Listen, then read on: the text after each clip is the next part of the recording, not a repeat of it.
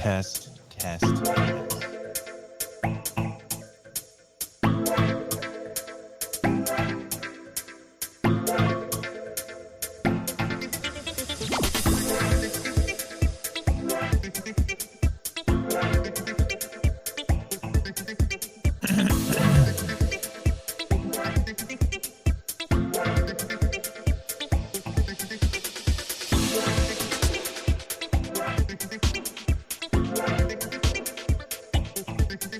Good morning, and welcome everybody to the Tri-State Traffic Show. O'Don here, your traffic jockey, your TJ in the driver's seat. Welcome to the midweeker, everybody, here on a Wednesday, already July the 27th, 2022. Can you believe July is just about over? Where has this gone? This is unbelievable how fast the summer is going. I hope you were able to get out last night and enjoy that wonderful weather. Really, it was like perfect. You know, it's kind of like one of those evenings where you just can't believe how nice the weather is, right? You know, so, but it is pretty nice out there this morning. Our meteorologist in training, Mr. John Rocco, will have your another look at your forecast. We'll have a first look at the forecast, just say, in about 10 minutes time. So we thank him for providing the forecast. And, you know, we got a couple of things in the works, I think, hopefully for the fall when Johnny goes back to school.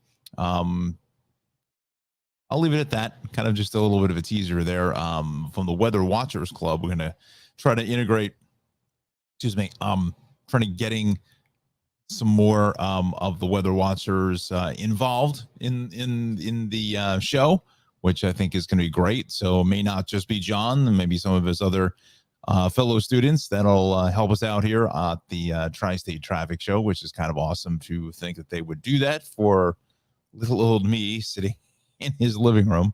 But hopefully we'll put that together. I think we'll be able to, and that should be hopefully coming in the fall when John heads back to school. So we are on YouTube, Facebook, and Twitter this morning, trying the Twitter thing out again. I just wish that there was a way I could read some of the comments there and allow me to know how many people are actually watching on Twitter. I think it does, but I'm not 100% sure. But anyway, I digress already for the first time. We're already 2 minutes and 40 seconds into the program. We thank you so much for watching. And this half hour is sponsored by, as we know, the Cranford Vanilla Bean Creamery. CranfordVanillaBeanCreamery.com is the best place in the world for the greatest ice cream in the land. And this is from my friend Ralph over in beautiful Cranford, New Jersey. 908-272-3000 is the phone number. We thank Ralph so much for sponsoring the Tri-State Traffic Show. All right. Just looking at the banners here. I got all the banners. Something just looked a little off. Let's go to the maps this morning. Actually, I forgot one thing. I'll be back in 20 seconds.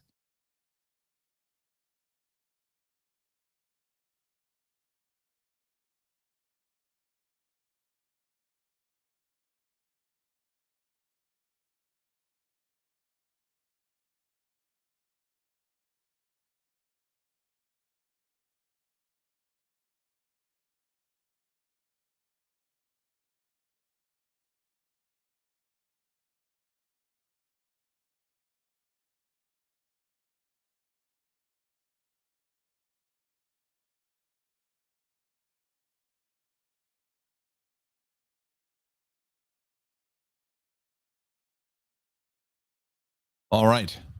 Very good. So we are back in the driver's seat. So, all right, we'll start in New Jersey. You know, it's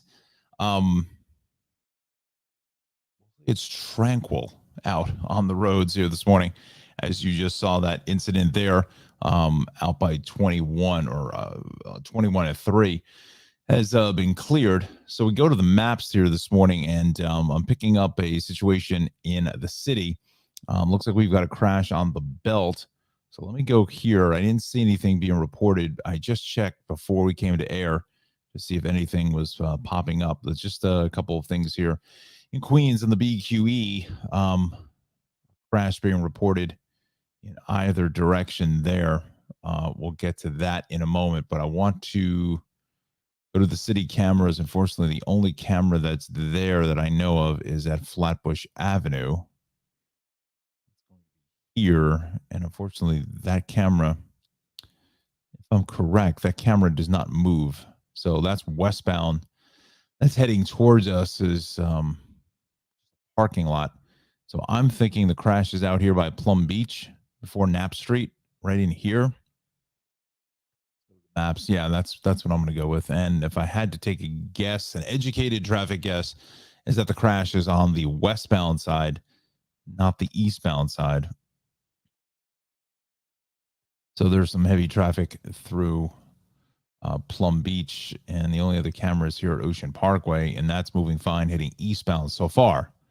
So far, again, it's unfortunate that the camera here, I believe, is a fixed camera. I don't think it moves. I've never seen it on a different shot other than this. Um, probably would be able to see the crash. So I'm going to go with there's a crash going west here on the belt. As you come in towards Flatbush Avenue and Plum Beach, and our delays are back towards the Patrick Basin Bridge. So a little bit tied up through Brooklyn there this morning. Um, all in all, we start in the city here because this is the most of the traffic we're seeing. Staten Island is wide open. Again, I call it the midweeker. That is where we are at. Lots and lots of friends are on vacation. 440 is good. That's the West Shore Expressway. Staten Island Expressway also quiet. Inbound Gowanus a little sluggish here at the Belt Merge, but that's about it. Even through Industry City, we've certainly seen worse at this time of the morning. Across the top of the world, up into the BQE is a little bit heavy here south as you get in towards Adams Street. And the Brooklyn Bridge also is going to be a little congested, but even a little lighter than what it was yesterday. We head out to Queens, west in the Belt is heavy at the airport, both ways of the Van Wyck here at Hillside Avenue is busy. North on the Cross Island, pretty solid ride from the southern on up in towards the Grand Central, and west on the LIE is heavy here as you come out of into the fairgrounds, and then eastbound also heavy at Queens Boulevard. But the eastbound side backs up a little bit at the Clearview, but that's about it. Some of that is a little sun glare hitting you in the eyes. The northbound BQE is heavy here because of that crash out by Queens Boulevard. Southbound is some rubbernecking delays as well. Midtown Tunnel about 10 to 15. Ed Koch is about 10 or so, but the drive, West Side Highway, all is clear. Southbound on the FDR is heavy here at the RFK, but that's it. Grand Central is great. Whitestone Expressway building a little light volume up to the bridge. Throgs Neck is heavier than the Whitestone. Up to the Bronx, both ways here on the Bruckner over by the Hunts Point Drawbridge is a little slow. West of the Cross, Bronx is heavy at 3rd Avenue, but the Major Deegan is playing really nice, except for going south here this morning. Really heavy here out by 230th Street, give or take a block by the 230th Street Bridge, or the University Heights Bridge, I'm sorry. I just made up a bridge. The University Heights Bridge is kind of a cool looking bridge.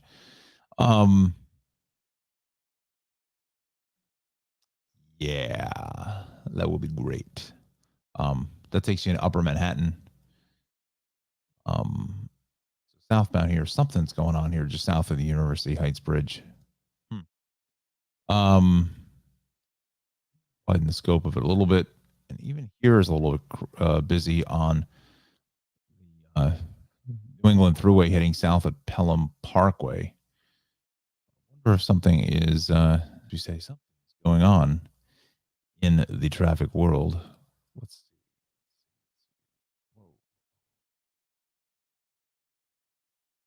Bronx.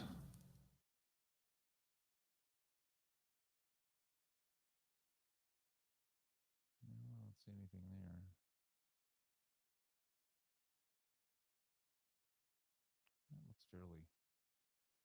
Looks pretty good to me. So whatever it is, I think it's gone. I don't see anything there. And let's see.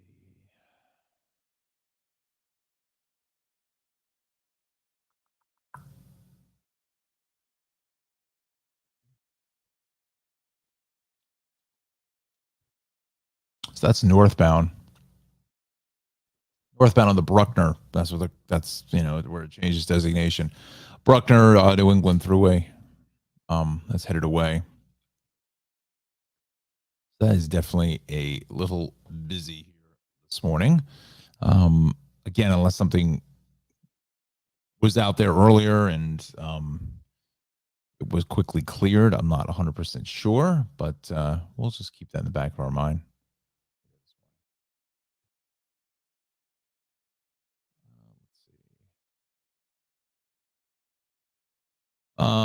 All right, let's go to Long Island here quickly before we get to weather east on the southern. That there's something going on here out through the Wantagh State Parkway. So let's go to the cameras there. But that really looks like it's about it.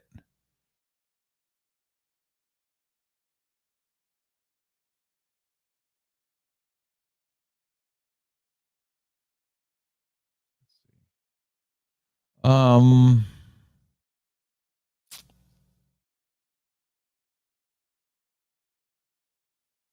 Go to the videotape. All right, so that's eastbound just before the Wantagh.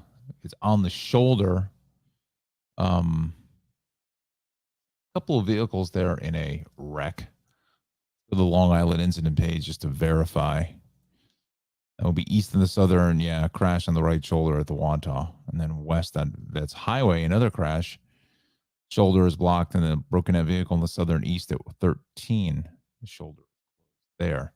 So that this traffic back up through the Meadowbrook. So about 4 or 5 miles worth of traffic. That's substantially heavy there. What is a fairly tranquil morning.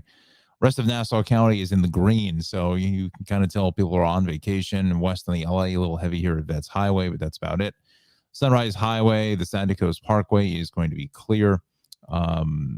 Sunrise Highway, Hampton Bays, Shinnecock Hills, Tuckahoe, Southampton, Watermill, just our normal bacchanal of traffic. I just like the word bacchanal. So yeah, fairly tranquil. Auntie Anna, buenos dias. Good morning, Anna. Nice to see you here on a Wednesday. Any big plans down the shore today? Now, speaking of the shore, let's go to the Weather Center here. And our meteorologist in training, Mr. John Rocco, has so graciously provided the forecast. So, a partly cloudy start around our area. We are looking at temperatures here, for the most part, around 70 degrees, 70, 71, but that northwest corner up towards the lower 60s up in Newton. We'll check out the Monticello number because last night I checked it about 11 o'clock last night. And the last night about 11, it was about 57 degrees. Oof, nice. Very, very nice. Let's check out the temperatures here in the 5 boroughs now, looking at temps, again, hovering around 70 degrees or so, upper 60s to lower 70, to just about 70. Same thing out of the island. So our temperature gradient is fairly consistent between 68 and 71, depending on where you are. It's 70 here now in central Jersey. Again, Hudson Valley, a little cooler, obviously in Middletown at 62, 63. Upper 60s for Monroe and Yonkers, and Patterson is into the low 60s, and also on over towards Western Connecticut, temps into the mid 60s. So definitely a cooler start here in the Nutmeg State. Let's take a look at our forecast now. A few spotty afternoon showers and evening showers. Again, that's for later on this afternoon, this evening, mostly to the south. Temps are fairly comfortable. The humidity is going to tick up a little bit. Temps here into the mid to upper 80s along the shoreline. Beaches of Long Island, 82 in Cape May, and 84 up towards the New Haven area. Again, we do have actually some more chances of some precipitation, which is good because, boy, the lawns and everything else, the baseball field by me is like straw. It's just how fast that turned. It's unbelievable. So spotty shower possible today, early tomorrow morning, and into the evening. Another potential storm threat, and then shower storm threat on Friday.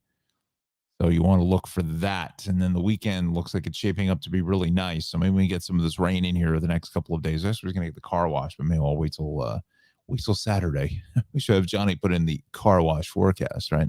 Maybe that would be good. Look at that. The wheels are turning, right?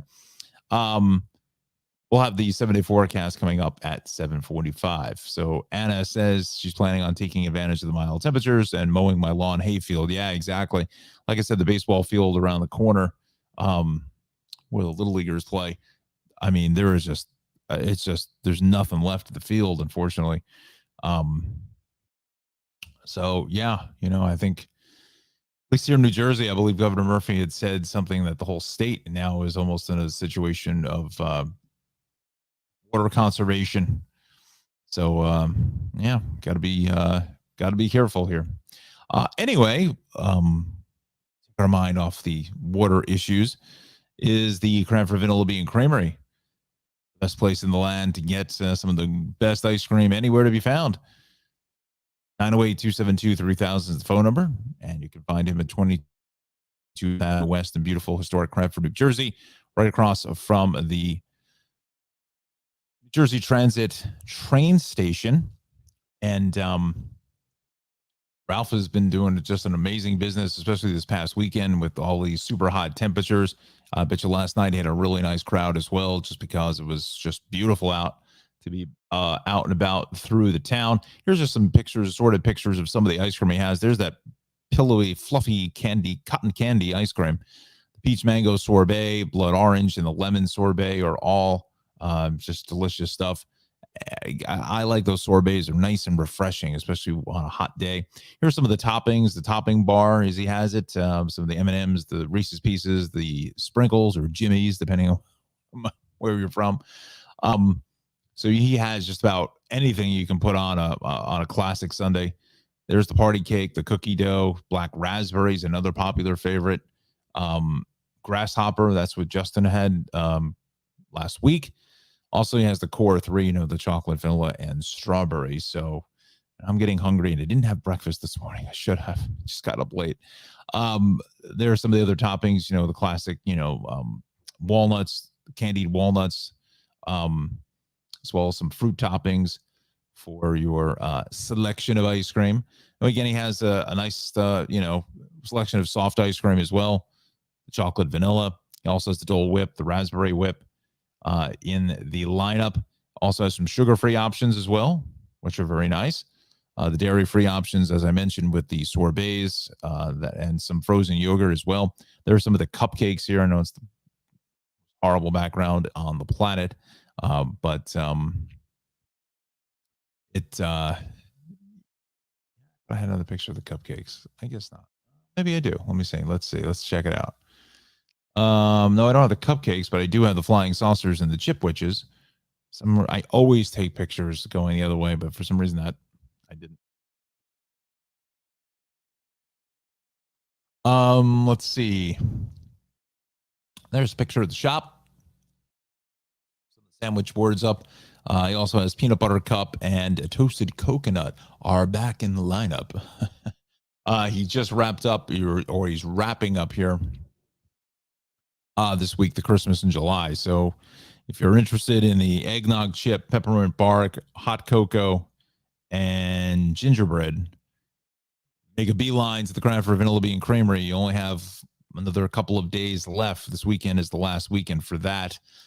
So that will be coming to an end as he retires those until probably sometime in October in the fall. So for the next couple of months. So wait to get your gingerbread fix on. A couple of months.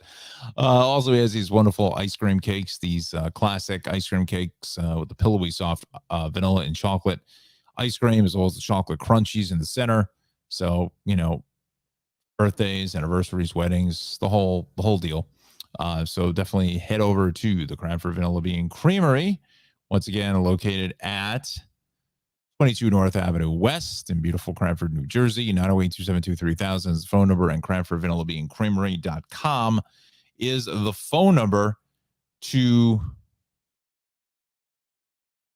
CranfordVanillaBeanCreamery.com is not the phone number, it's the website. bonk. Um, yes, definitely check out Ralph's website and follow him on Instagram as well as on Facebook. All right, friends, let's go back to the action here this morning. And let's go back in towards New Jersey because we did the city and Long Island first because that issue on the Belt Parkway. So we just slide the map to the right and we'll take a look at NJ now. Let's go back to the incident page just to see if anything has cropped up here in the last few minutes. The Bay extension of the Turnpike inside exit interchange 14 to center toll lanes are blocked. I don't think there's a camera there. Maybe I'm wrong. Let's see. Yeah, it's really they would need to turn the camera around on the roof there. Let's see it, but that's not going to be working. Let's see if this one sees it south of 14. Nope, that's northbound on the left. Heavy up to the bridge itself, so that is going to be this vicinity here. So it's kind of like right at the toll plaza, right in here. And normally it's heavy through this stretch to begin with. Nothing out of the ordinary. Just need to watch for that police activity. Both ways McCarter Highway is heavy in Newark. Both ways at 280 over by the Stickle Drawbridge is a bit sluggish. Eastbound Route 3 still heavy here at 17. That's where I wanted to go with the cameras. I think there was something out that way earlier. 17. Let's see if this shows us anything. Yeah, really heavy here this morning as you get out to the turnpike. Let's see if the turnpike camera is working. It's right before the turnpike. I'm not sure what it is, but there's something is definitely piquing interest of drivers and slowing things up. You see the Ferris wheel. I believe that's the New Jersey State Fair here at the Meadowlands. Always a fun time. So that 3 slow traffic here at the turnpike, it's just before it. It's going to be right in here. So I'm not sure what's going on, but it is fairly substantial, the delay behind it. That's at Orient Way. This is by 21. So east is on the left. So that's fine. But all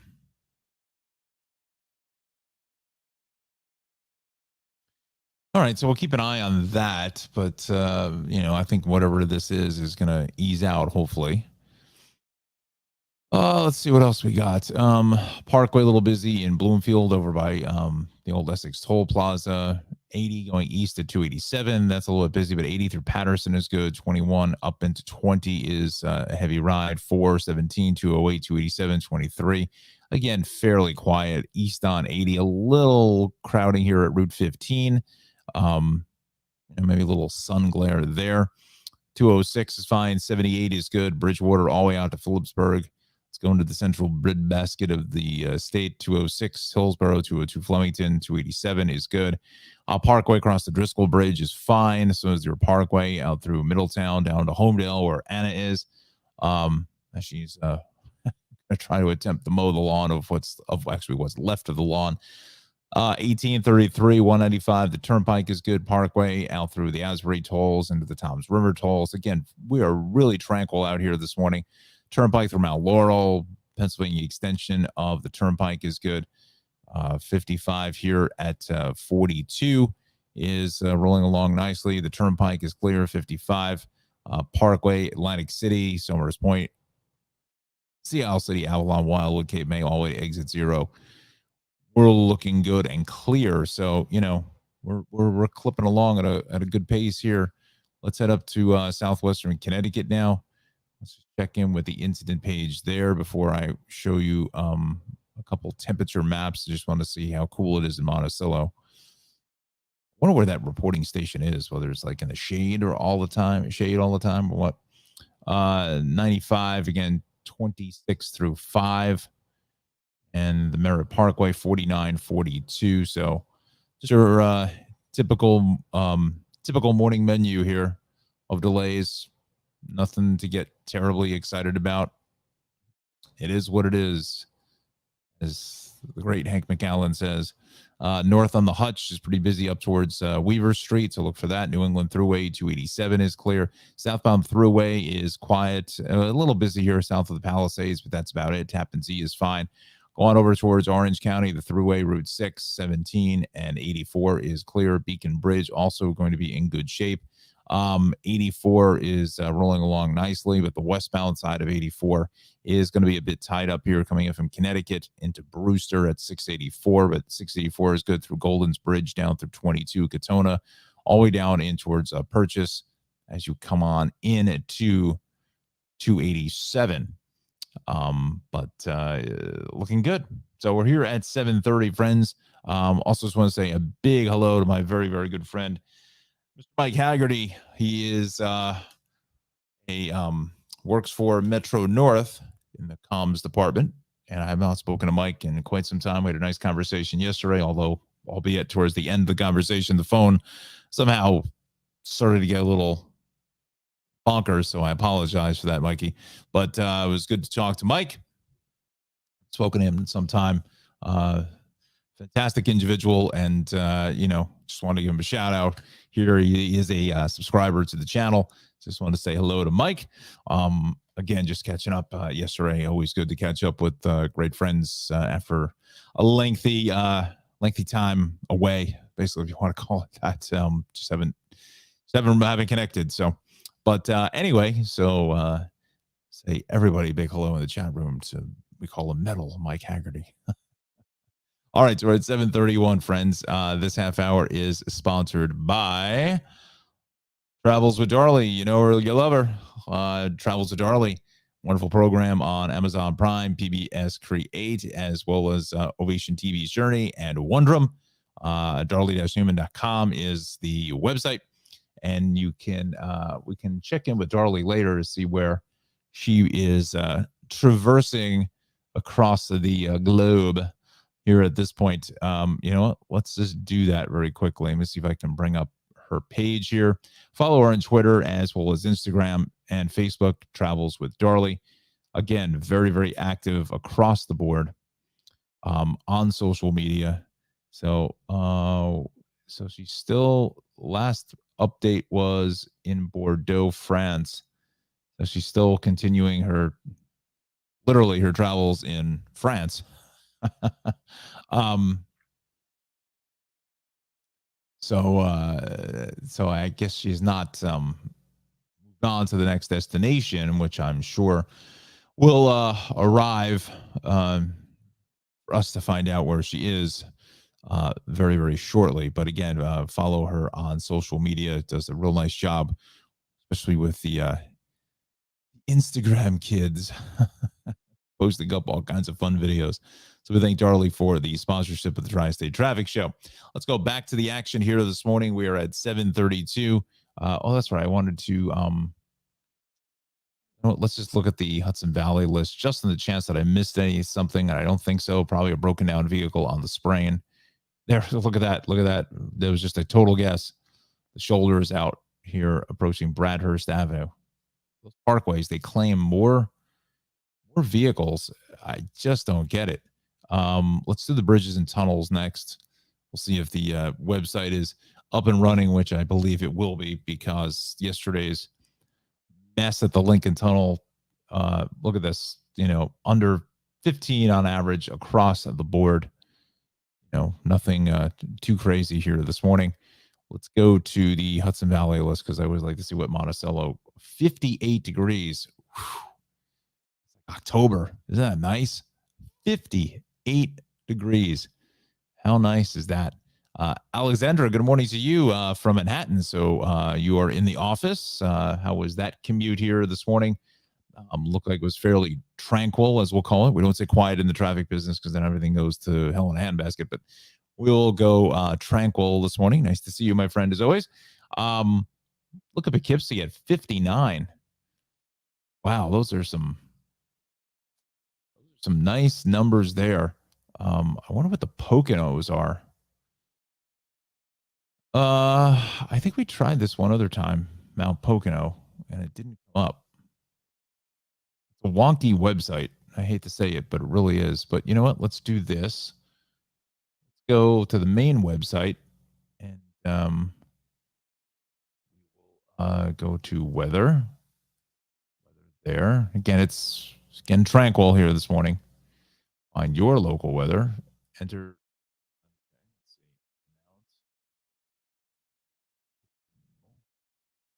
Pocono, US of A. Let's see what we're currently 58 degrees. Nice.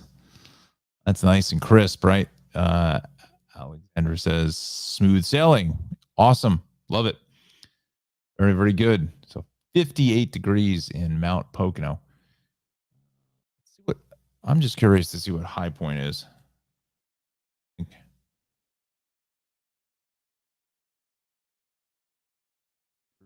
I don't think there is a reporting station there. High Point, Harvey Cedars, really? Let's see. New Jersey. Let's see what that is. 59 degrees, so into the upper 50s. Trying to see anything outlier as far as our weather is concerned. So, anyway, I digress for the fifth time already. Let's go towards the this. I want to go over to no, wrong one. Sorry, friends. I want to go to the city cameras because we want to put the over. Because I want to check out what the vibe is here on that Deegan. What's the story? Why that's still in the red? And again, friends, we're on YouTube, Facebook, and Twitter here this morning. Please post up your comments and join the conversation as Anna and Alexandra are here on a Wednesday. Make sure you subscribe to the YouTube channel, please. Let's do that, folks. Let's do that. We're at 95 subscribers. We're going for 100. We're making the massive push towards 100 subscribers. Let's see if we can do that. So that's the southbound Deegan at 230th Street. And as I mentioned before, that there was, something there. 225. That's heading south. Let's check this one out at Heath Avenue. That's southbound that heads away, and it's still fairly busy out to the CBX, out to the Bronx Community College, and that would be the reason why it's slow, because and why they don't have that on the incident page is beyond me. To be fair now, play nice, be nice. See if they put it up. Again, they may have just gotten this in the operations center. No, they still don't have it on the list. They still don't have it on the list over there. There's the issue there.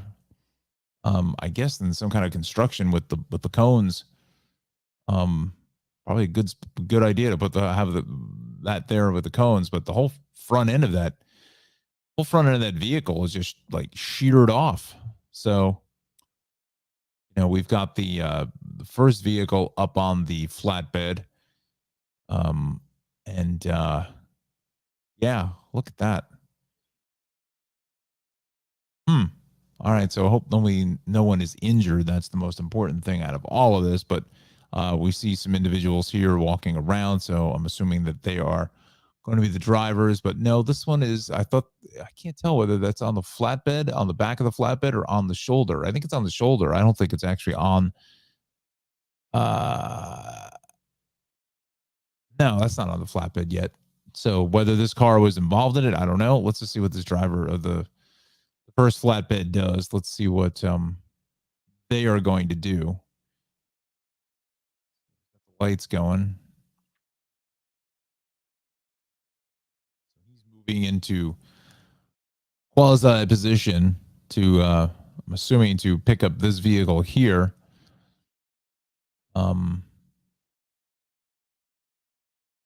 So NYPD is right there. Let's see.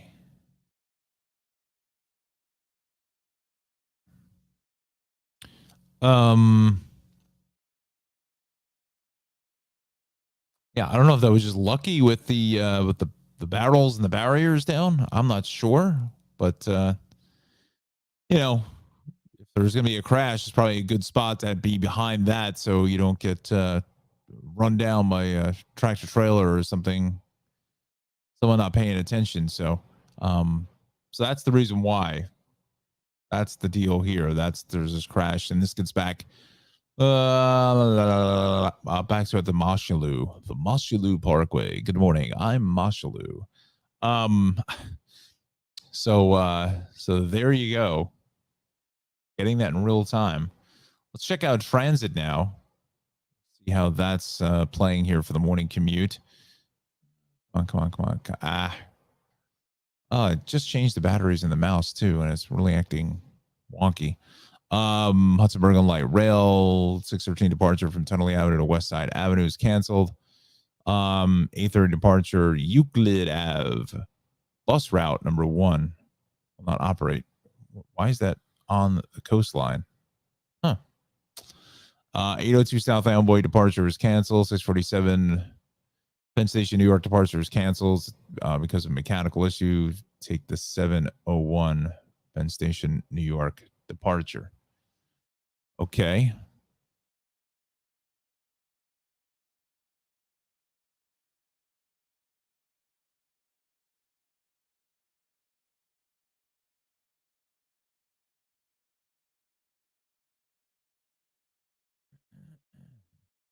Excuse me. Pardon me. Pardon me as I clear my throat. Again, we are live here at 741, Facebook, YouTube, and Twitter. Good morning, everybody. Path trains are running nicely. Let's go towards the MTA. As I said, my good friend Mike Haggerty manning the offices of the comms department there for Metro North. The BM and J trains may have a little bit trouble. Wow, this mouse is me trouble. Mouse is the southbound B train running as much service as possible. We'll take a look at the M train. J and M trains are running with delays in both directions if we restore third rail power on the Williamsburg Bridge. Well, that can be a major issue for friends there. So Mr. Haggerty's Metro North is running good. Long Island Railroad also going to be in good shape as well. Like I said, it's just funny when talking to Mike, working in the comms department. He worked for Long Island Railroad for a fair number of years, and his voice was one of the ones that were making the announcements on the stations from the home office in Jamaica, Queens. And kind of reminded me a little bit of the Taking of Pelham 123, the original one. I didn't see the remake, but the original one is a classic with Walter Matthau and Jerry Stiller. But I just picture and Garber and Zeke and the old fashioned train microphones or whatever at the dispatch. I can't think of the guy's name. I think it was Dick O'Neill was the other guy in that picture. But I can just see Mike sitting in the operations center like that, just making the announcements. Fact is, you know what? Fairly tranquil out there, and we've got 2 minutes to go before we get to weather in Darley. Let's take a look at it in real time. I can't remember. I'm almost certainly positive it's Dick O'Neill, because he was in MASH and big character actor and Murder She Wrote and all those fun shows there. So taking Fulham. Oh, it's actually the real star. Real was Robert Shaw from Jaws. He was Mr. Green. Marty Balsam from Archie's Place. Dick O'Neill. There he is. Dick O'Neill. Wow. What does the memory bring, right? Mr. Blue. That's right. Hector Elizondo. It was a stacked cast. Marty Balsam, Mr. Green. That's right. He had the the allergies and stuff like that. Hector Elizondo is Mr. Gray. Dick O'Neill, as I mentioned. Rico, that was it. Garber. A lot of sort. Earl Hindeman, I believe Earl Hindeman was Home Improvement. I believe he was the next door neighbor. Always hid his face. Let's just check that out. Let me see. Yep. Well, he was Wilson.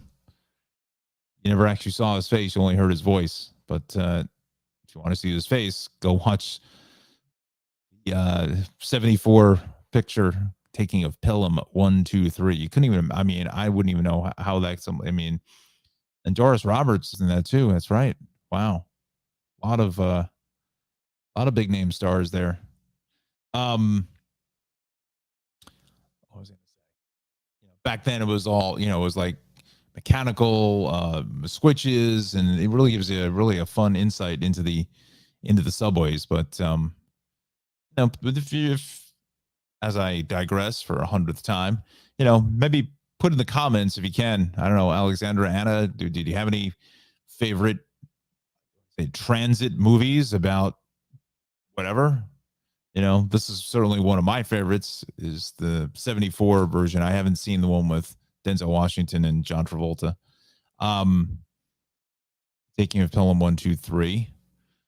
But obviously some other ones that come to mind. The Terminal with Tom Hanks.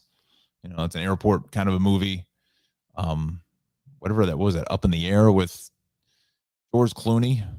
That was a airport movie, and obviously all the airport disaster movies of the 70s. 1970 was Airport. Actually, if I'm not mistaken, Airport was. Did it win an Oscar? I think it did. Well, let's just go back very quickly. Darley's gonna have to she's gonna have to hang on here for another. If I don't look it up now, I'm not going to. I want to say it was either nominated for. I think it was definitely nominated for an Oscar. Now, whether it won, may have been for.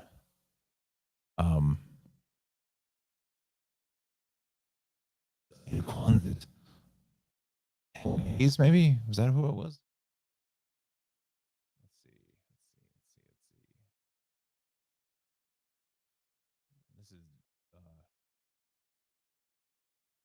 This is what's this guy's name? Van something. Van Heflin, I think is that actor. Let's see. Helen Hayes, Ada Quansit. Look at that. Van Heflin. Dean Martin, Burt Lancaster, Kennedy as Petroni. Let's see if it gives you the what it did. Storyline, we got that. Did you know? Blah, blah, blah, blah. Let's see. Box office. It was a $10 million budget in 1970. Wow. Usually it says whether it's won an award of some type. Yeah, it did win an Oscar. I thought so. And I think it was for Helen Hayes, for her best supporting role. Look at that. What a memory, right? What a memory. What the hell do I possibly remember? It's crazy. How did I remember that? Don't ask me. Smoking the Bandit, but not an ideal example of safe driving. Well, this is true. This is true. Yeah,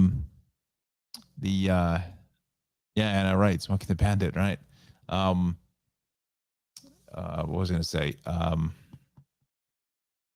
I don't even know if I think very few stations can actually. I think very few stations actually are able to even show that movie like the original version of that. There's a lot of stuff there that just doesn't. Different climate today than it was back in 1977. So 45 years later, but it is a fun movie. I being a car guy with the Trans Am. A car guy with the Trans Am, screaming chicken on the front of it. Yeah. how in the hell that I remember that Helen Hayes won an supporting Oscar role for Airport in 1970. Just the stupidest things are in my head all the time. Um, oh, look who's there. What's up, my brother? Rob Garden. Oh my gosh. Wow. Good to see you, man. Good to see you, my friend. We got to reconnect. We got to go to lunch or something. I have not seen Rob in a long, long time. He is one of the best individuals on the planet. Him and his family, fantastic. Oh my God, we've been friends for what, 30 years, probably something like that, easily. Holy cow! Wow, brings a lot of memories back to the old Kings days, you know. But wow, great to see you. Thanks so much for joining us. Wow, that's a blast from the past there. All right, so let's take a look at our weather forecast here. And Rob says, "Yep." Um, go to the weather forecast now. And again, we're partly cloudy around the area. So there are some clouds. It's maybe hampering some of the sun glare, which is kind of nice to see. Go to the temperature gradients here, getting closer to the mid 70s now. We're at 72 here in central New Jersey. And, it's a fairly nice start to the morning. Not a whole lot of humidity out there, although the humidity is going to tick up a couple notches here for today. Temps into the low to mid 70s here throughout the five boroughs, and we go over to Long Island into the upper 60s, lower 70s. Over to the Hudson Valley, in towards the upper 50s in certain places, as we saw in Monticello at 58, 59. Mount Pocono there at 58. 59, I should say. So we're into the upper 50s, low 60s here. So nice, cool, refreshing start for friends in the Hudson Valley. As you get down closer towards Yonkers, getting closer towards the 70-degree mark. Same thing in southwestern Connecticut. We'll go on average about 66 to 70 or so. Torrington, Litchfield County, about 64, 65 degrees here this morning. Let's take a look at John's forecast for today. Potentially a few spotty afternoon and evening showers to the south, but nothing to get, terribly excited about. Just kind of keep an eye to the sky per se, but I don't really think there's going to be a whole lot of precip. Unfortunately, we do need it. So temps are going to be typical summertime, July weather into the mid to upper 80s, lower 80s in Islip, and 82 in Cape May. So a little bit of a sea breeze there, a little cooler, but as we get in towards August into September, the water temperatures are again progressively going up. Water temps are probably into the mid 70s now, lower to mid 70s. Not a whole lot of a cooling breeze coming off the water, especially at 75 degrees. There are your storm and rain chances again for today, early tomorrow, another evening storm threat tomorrow, and Friday, another shower and storm threat as well, with the weekend setting up, as you can see here in the exclusive 7-day weather forecast, looking at 86 for today, 92 for tomorrow. So we start to uptick a little bit in the temperature and the humidity. Again, storm chance for Friday at 86, but I think whatever storms come through will kind of sanitize the air a little bit, making setting up for what is going to be a nice weekend on Saturday and Sunday at 87, 85 for Monday, and almost 90 again back to Tuesday. But hey, friends, it's already the first week of August. What do you expect? Like I said, it would be a difference. The big story would be that the planet is melting if the tri-state area, New York City, was at 58 degrees for a high on Monday, then 85. So, nothing to get terribly excited about. Nothing to see here, really. Move on, go out to the pool and have fun. Don't worry about what the weather is, whether it's 85 or it's 88 or it's 90. Not really going to be able to tell a whole lot of difference between 87 and 90 degrees. Let's be honest. I mean, come on. Difference in 79 degrees and 90, sure, but not 85 or 88 and 90 degrees. So I digress. So there is your forecast here this morning. This half hour is sponsored by Travels with Darley. Once again, you can watch her program on PBS Crate, Amazon Prime, Wondrum, and Ovation TV's Journey. We thank Darley so much for being a proud sponsor of the Tri-State Traffic Show. She is now filming her 10th season out of New York City.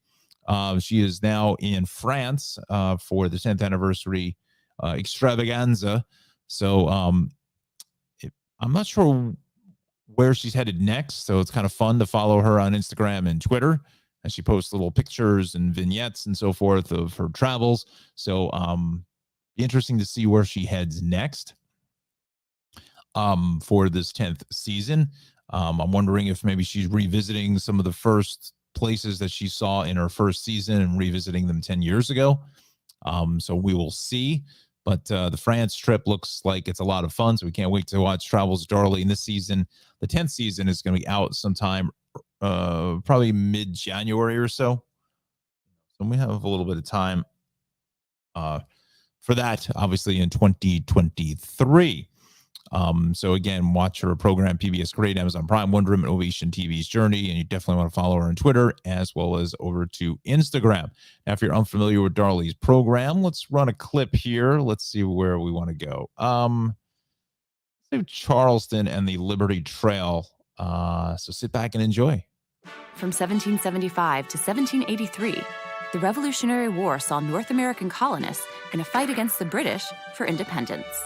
Some of the most significant American losses and victories took place in South Carolina. I'm Darley Newman, and I'm here in Charleston, South Carolina, following the Liberty Trail. Revolutionary War cannons. We call them snub-nosed cannon. We should put up a sign that said George Washington partied here. Well, Charleston is quite a fun town. It smells really good.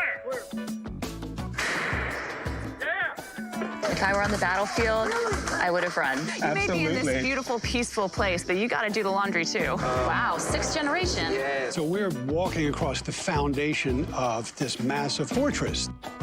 A quaint little drinking village with a shrimping problem.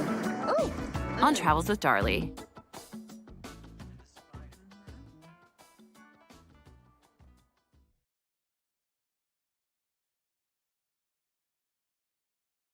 That's just a little sample of Travels with Darley. Once again, Amazon Prime, Ovation TV's Journey, Wonder Woman, and also PBS Create.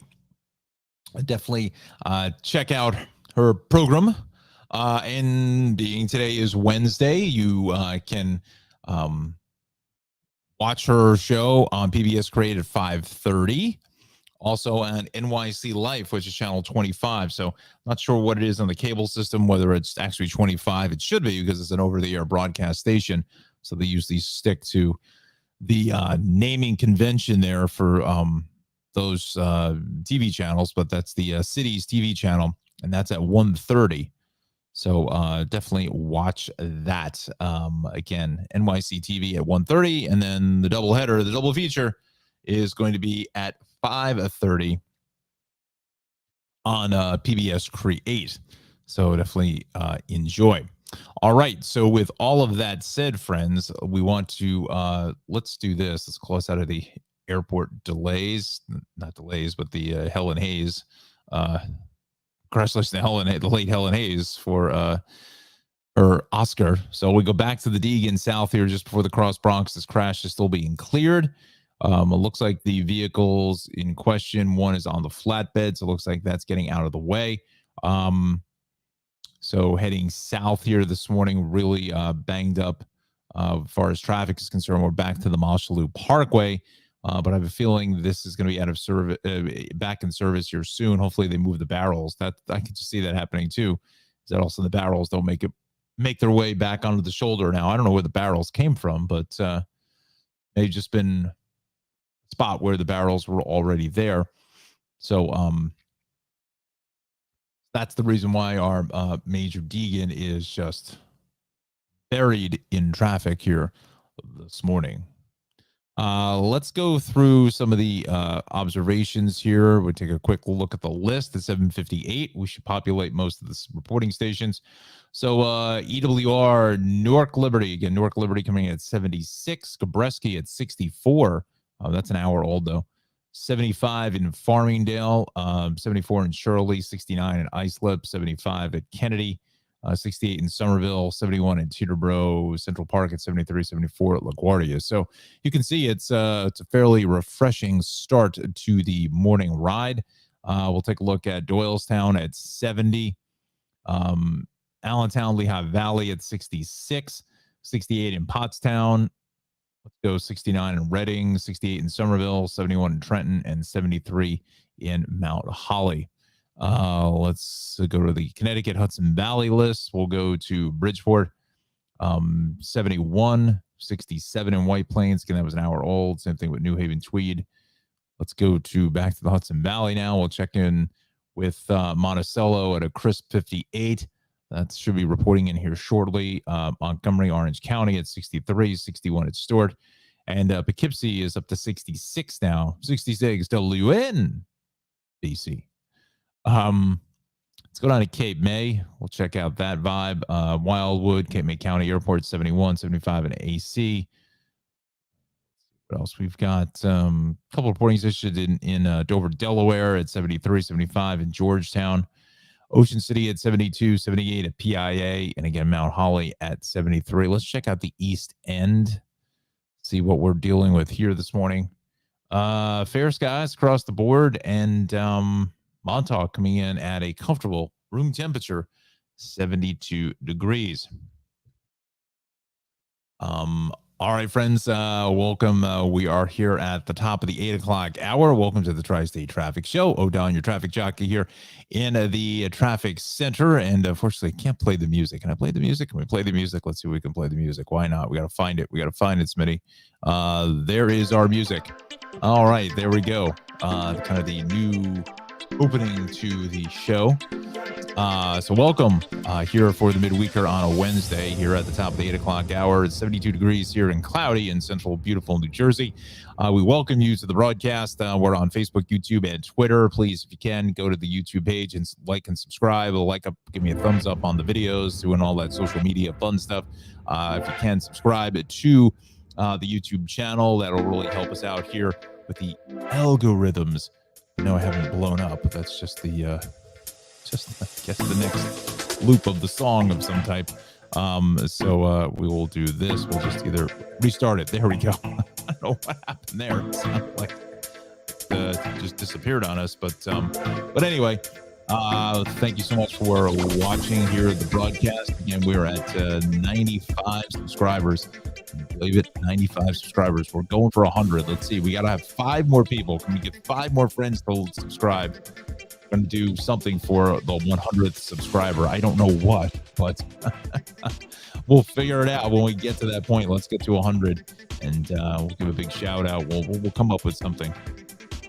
But anyway, we welcome you to the broadcast here today. Join Anna and Alexandra in our chat room. They are there. Comment section is now, yes, it's open there. I actually had it closed there for a minute. So that is now back and up and running. Wrong button again, Smitty. And I apologize for looking off camera, but it's the only way I can see the damn screen. So we will go there. There we go. Let's go back towards our maps here this morning. And again, it's starting to cook here in Jersey. So it would help if I actually had the map to show you. There we go. So let's do a reset now. Let's do this. Go to the Jersey incident page.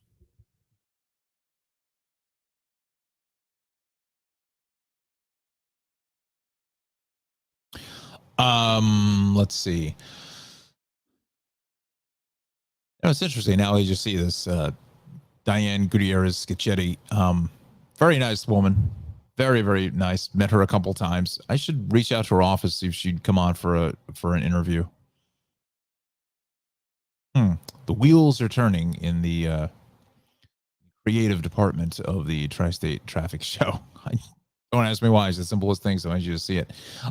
Anyway, yeah, met Diane Commissioner Schichetti a couple different times, and very, very nice woman, and appreciated all the help back in my linear TV days that she provided information and stuff. So we go to the Parkway here now, going south. Looks like we may have a crash here at 144. So let's bring in those cameras here. I saw that it was definitely a bit slow.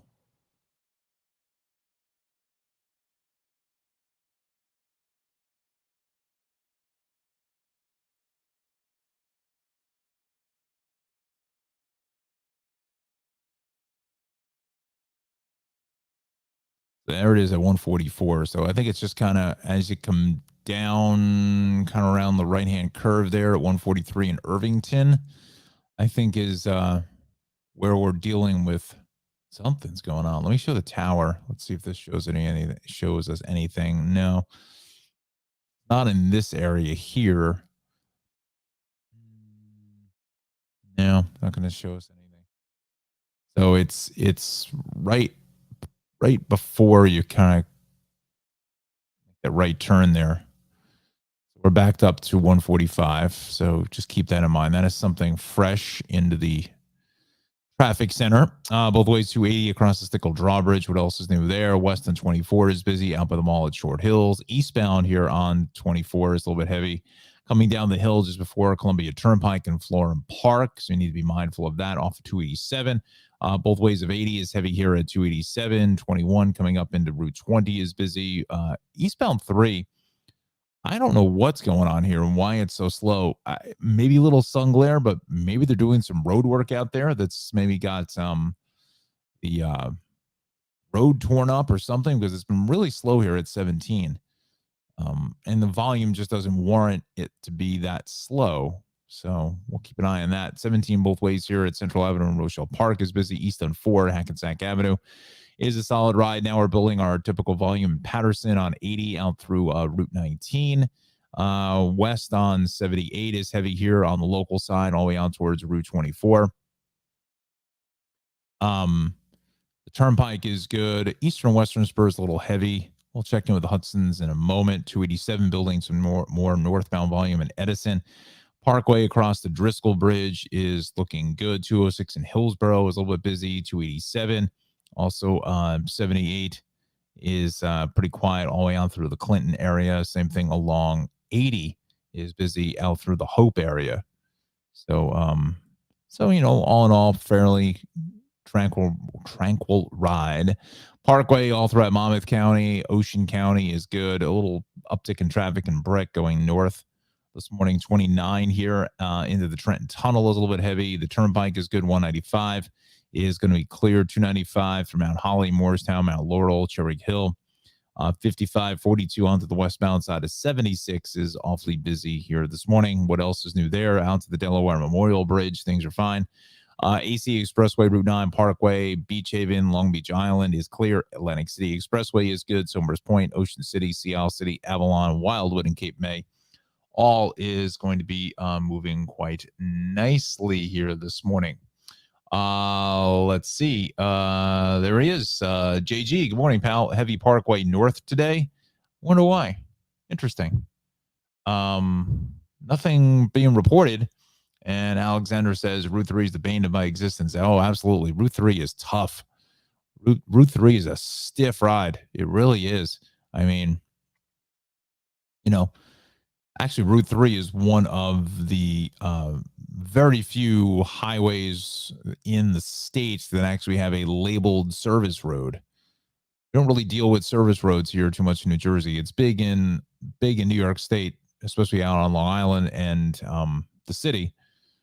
But here in New Jersey, you really don't. It's like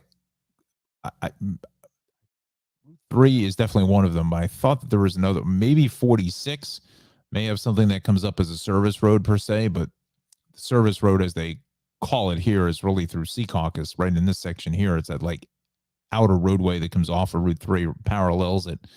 But it's actually labeled and branded up a service road, I think. Am I correct, Alexandra? Right off the Hackensack River Bridge on the approach into the Lincoln Tunnel, where service road comes into play. And even out by the Meadowlands, I think it's actually deemed a service road. It's just called service road on the signs, if I'm not mistaken. But there's something, I'm not sure what this is. And Alexandra, if you've driven in this section, maybe let us know.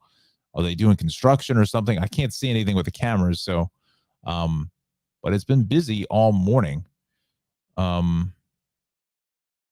The street, literally going to the port. If this is the case, there may be an issue. Oh, this is out by the Bay extension of the Turnpike. So, down tractor trailer. Let me go back to the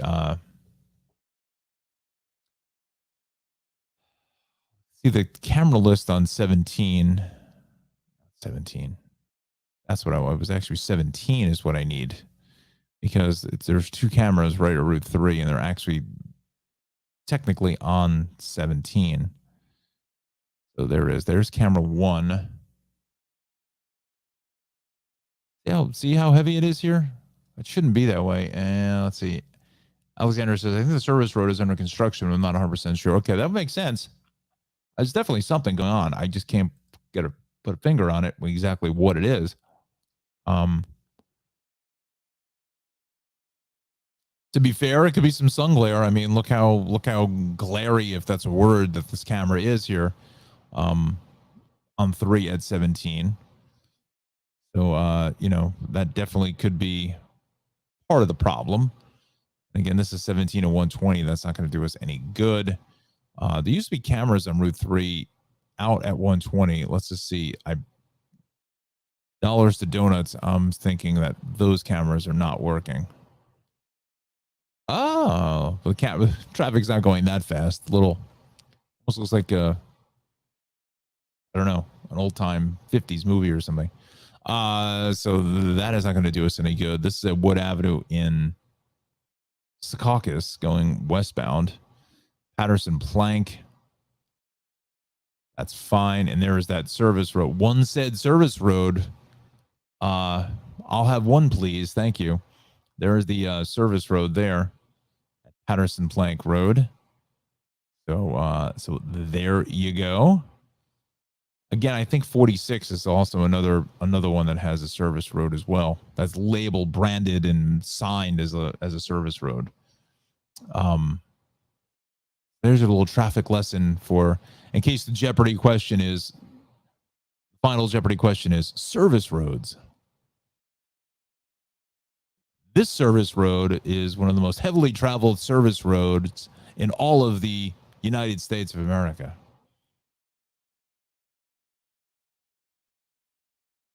And is located within, I wouldn't know how to put it at, located in one of the most heavily congested traffic areas in the country. 30 seconds.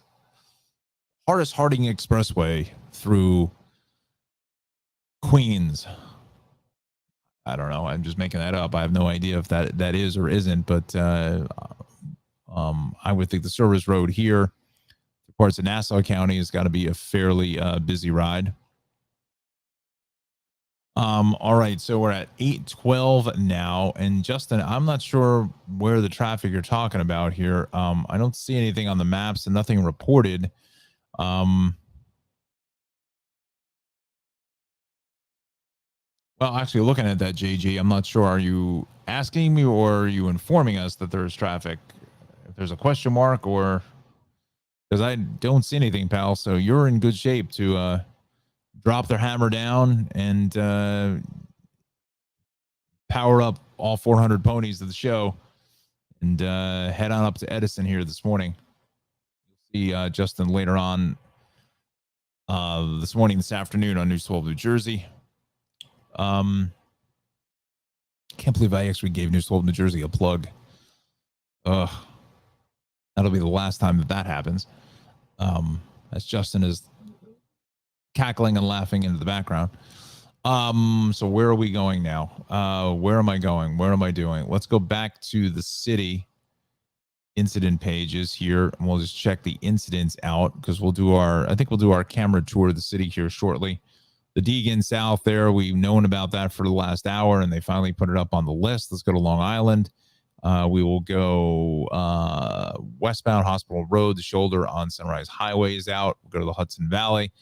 Let's see, Sprain Brook Parkway or Taconic. We'll go Taconic with a broken down vehicle. Oh, look at that. Hit it right on the head. Yahtzee. That's on the Taconic going north up by the Croton Reservoir Bridge. Taconic going south here, Bronx River Parkway.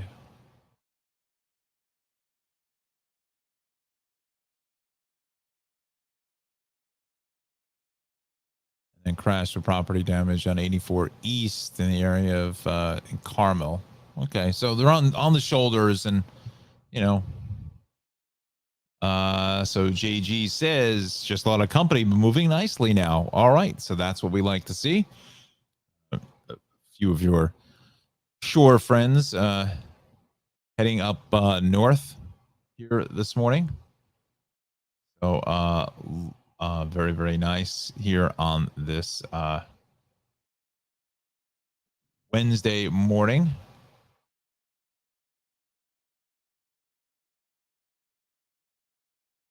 Here this morning. So that's some good news. Let's do this. Where are we going? Oh, it just refreshed the page. I apologize for that.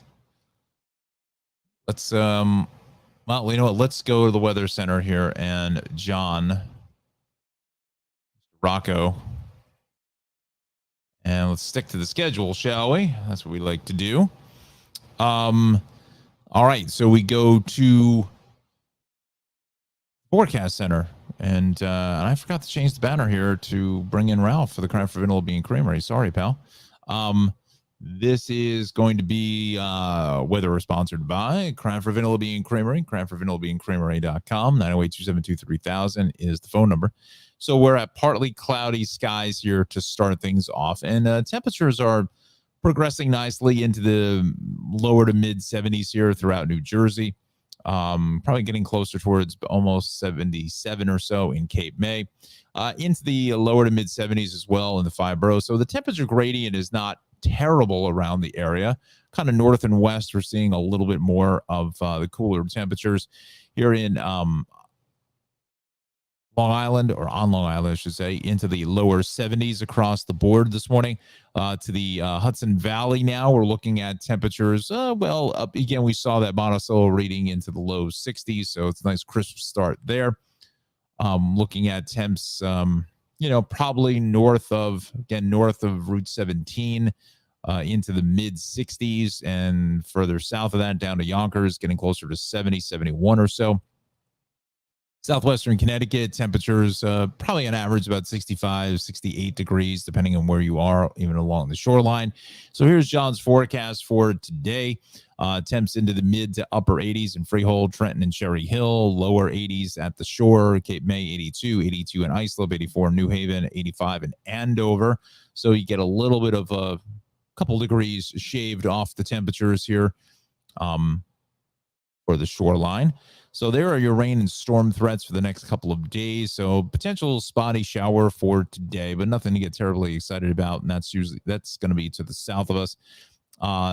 Tomorrow, early AM showers are possible, and also an evening storm threat. I think the bigger chance for storms are on Friday, with a little bit more of a chance for some showery activity there. And it looks like it's setting up to be a nice weekend. We'll have that 7-day weather forecast coming up here in less than 30 minutes time.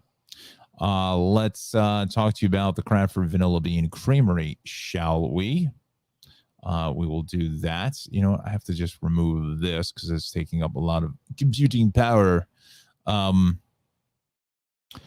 So that is the website for Cranford Vanilla Bean Creamery. Again, 908-272-3000 is the phone number. 22 North Avenue West in beautiful historic Cranford, New Jersey, in Union County, right off of the Raritan Valley line of NJ Transit. So he has his typical core starting three: vanilla, chocolate, strawberry, Bananas Foster, and award-winning ice cream. That is absolutely delicious. That Bananas Foster is amazing ice cream. One of my favorites, cherry vanilla, black raspberry, grasshopper, is Justin has partaked in. He loved it, thought it was fantastic. Cookie Monster, cookie dough, mint chocolate chip, cotton candy is another crowd favorite. The vanilla chocolate super crunch is almost like an ice cream cake all mashed into a bowl and then just scooped out.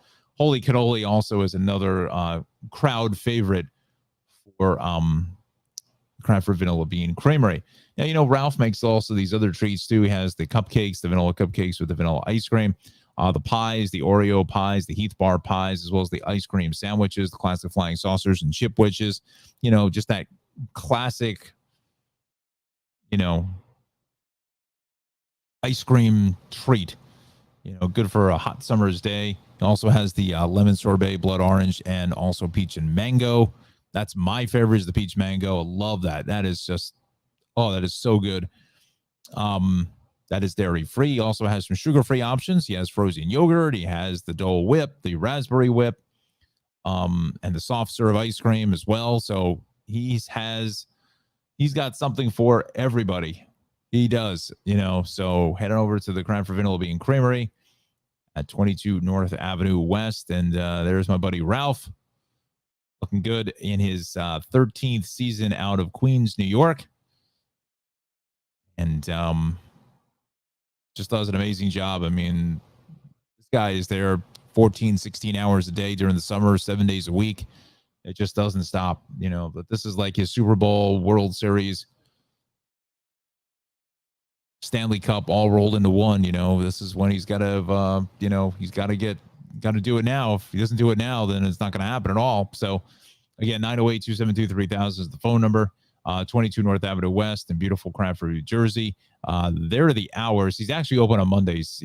The website needs to be updated. He just changed the hours recently. So it's from 12 to 9:30, Monday through Thursday, 12 to 10, Friday, Saturday, and 12 to 9 p.m.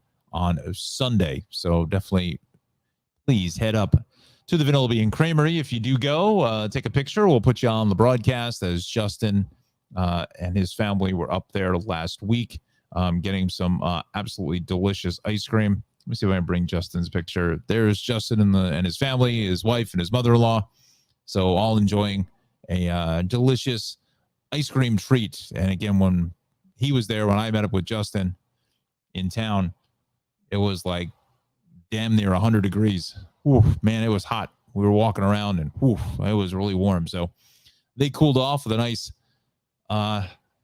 frozen dessert, delectable treat from CranfordVanillaBeanCreamery.com. Okay, so let's go back to our action here this morning. And I think this road work on the southbound turnpike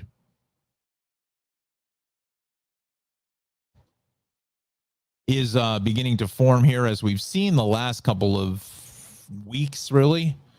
This is on the outer roadway going south of 10 through 9. Looks like they're going to take out at least the left lane there. So I think that is why that is a little backed up. Let's go to the incident page for NJ here again.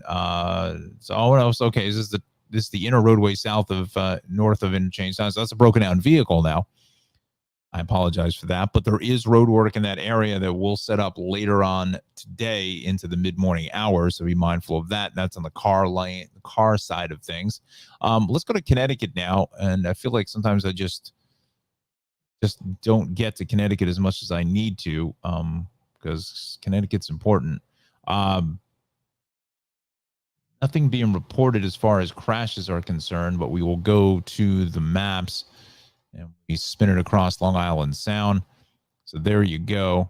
Some light volume, Bridgeport, Fairfield, 27 down to 22. Merritt Parkway, a little heavy at 44, then heavy here from 41 down to 35, or 36, really. 95 is heavy from about 18, 19 down through 11, and then further south of that in Stamford, we're fairly busy, 8 over to 6. It's just our normal traffic pattern, really. There's not a whole lot really to complain about. Something's going on here on the New England Thruway now, in New Rock City. Let's cameras now. Are they on the DOT site or the state site? Let's try the state site first.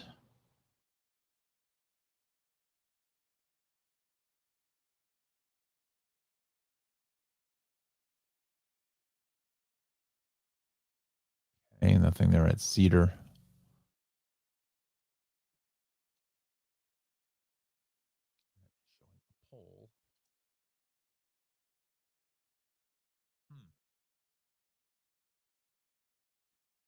Go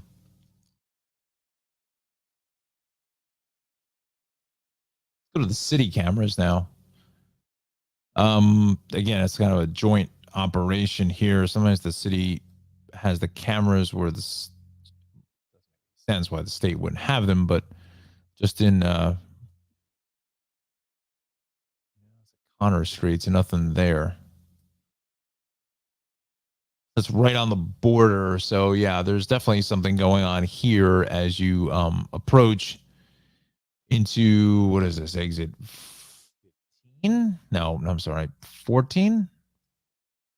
15. I was right the first time. Always go with your first answer, right?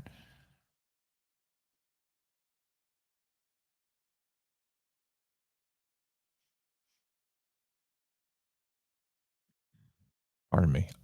So New England Thruway will go to the crash there at 15. Watch for that. Both ways at the Cross County Parkway is heavy there at the Hutch. So be mindful of that east of the Bronx River Parkway. The Hutch is busy as we get up into North Street. Hudson Valley now 287, hitting the brakes going east of we're going east of the Tappan Zee Bridge over to east of the Thruway out through Elmsford and White Plains. So again, mindful of that. The Thruway a little busy heading south of interchange 13 is a little bit slow.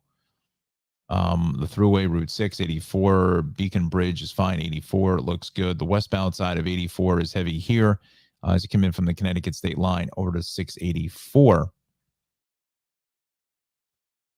So there's your Hudson Valley deal. Let's 8:26 now is our time. We're on the air until 9 o'clock this morning. We're on Facebook, YouTube, and Twitter. So please post up a comment. Let us know where you're watching us from. Please, if you can, subscribe to the YouTubes, on the YouTubes, as the kids say, on the YouTube channel. If you can, that would certainly help us out greatly here in the traffic center. Let's go to transit now. We haven't checked in with them in the last 30 minutes or so. We will run down the numbers for you. The coastline, 802 South Amboy departure is canceled. Mechanical issue, 647 departure canceled. So a couple early trains there. From the west, Tunnel Avenue west side is canceled. Mechanical issues. So those trains should be settling down from getting to their destinations. We will go to path now. Hackensack, mandatory Hackensack River Strawberries lifts today. The first lift 145, 245, second lift 7 to 8 p.m. So Newark World Trade again. Newark World Trade could be impacted there. Let's go to the Hudson River crossings. We'll give you the numbers. We're going to average, I'm going to say, about 15 across the board. Probably the Holland is the nicest of the three. And really George actually about 10 minutes, about 20 to 25 there at the Lincoln, about 15 at the Holland. So George Washington Bridge is the pick here this morning.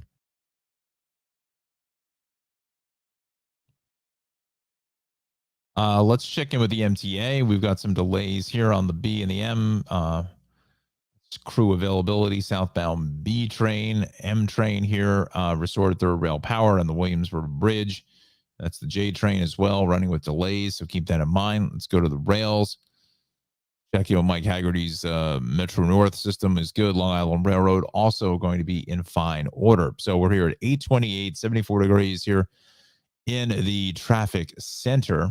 So in maybe these 2 minutes here, we'll do a shameless self-promotion for the broadcast. Here now. Hey now. There. So if you can subscribe to the channel, there it is. You can see we're live here, up and running, episode 57 already. Can you believe it? Episode 57? That's crazy. We're at 95 subscribers. Let's go for 100. Can we get 5 more people that you know? Any of your friends, any of your kids, just tell them to subscribe. Please do. Really helps us out here in the algorithms for the traffic center. I don't know what happens at 100 subscribers. Maybe something magic, whatever happens or whatever. I'm not sure, but maybe it gets us into a different algorithm. And the show kind of gets picked up a little more broadly across the board. But again, we're going to have some more, other type shows. Hopefully next week I'll have one here on the Cadillac Celestique. I think it's Celestique. show car. Really cool looking stuff.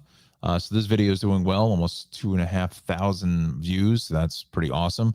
My video here with the my Cadillac is still up and running here on the channel. We're at almost 570 views. That's good. Let's see if we can crack 1,000 there. But again, let's see if we can get to that 100 subscriber mark. We're going for broke here, right? 100 subscribers, and then you go to channels like Marquez Brownlee is like, he's another Jersey guy too. But but hey, look, Marquez 10, 12 years ago, he had 95 subscribers at 1.2 and was going for 100. So again, we got to start out small and work our way up. We're here at episode 57 of the Tri-State Traffic Show. All right, friends, we are here at 8:30 on a day of the week we're in. And we're in the midweeker on a Wednesday. So we thank you so much for joining us here on the big broadcast. I am O'Don, your traffic jockey here in the driver's seat. And this half hour is sponsored by Travels with Darley. Darley-Newman.com is your best source for information on Travels with Darley and her wonderful program that is on PBS Great, Amazon Prime, Wonderum, and Ovation TV's Journey. All right, so let's go back to the action here this morning. And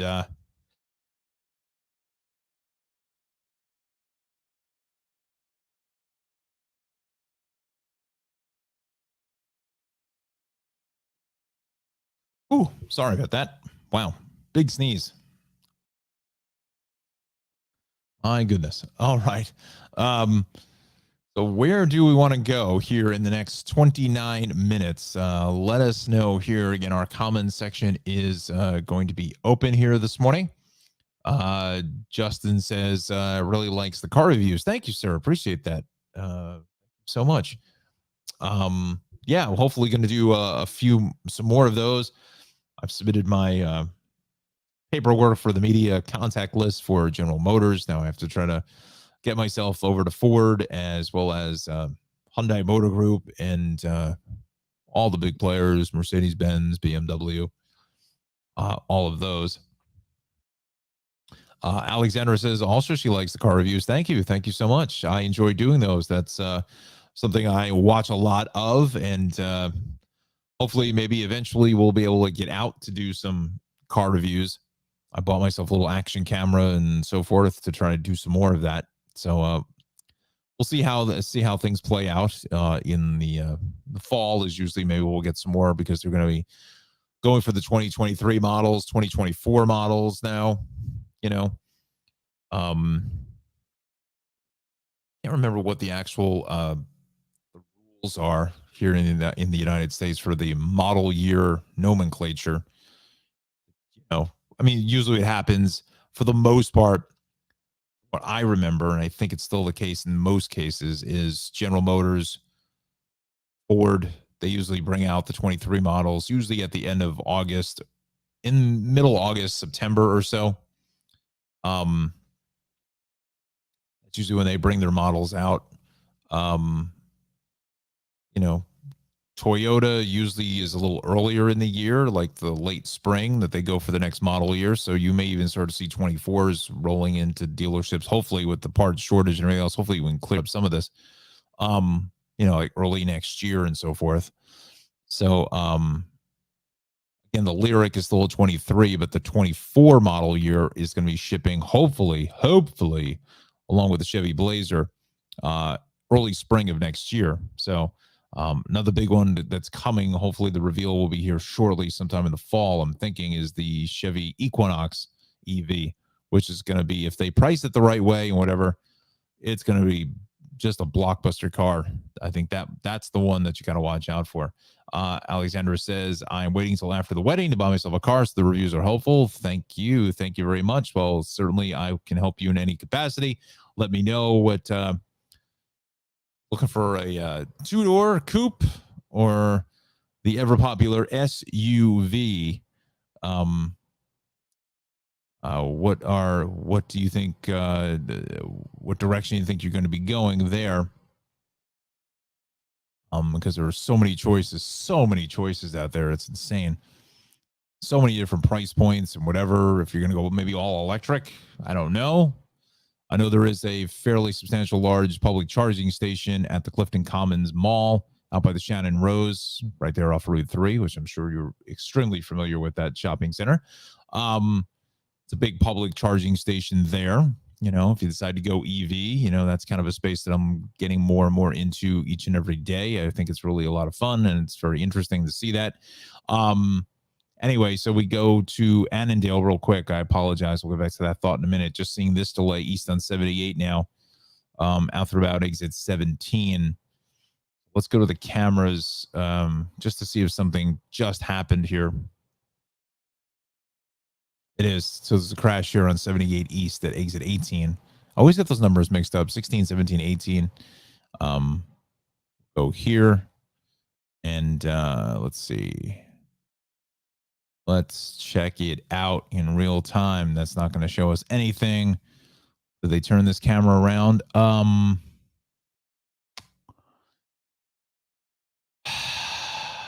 No. So this is showing you the heavy eastbound traffic. So it's just where you split with Route 22. Right in this section here. This is eastbound 22. If you can maybe get over to 22, it's going to save you a little bit of time, but then you have to reconnect here at Cokesbury Road, which is not a terrible deal either. So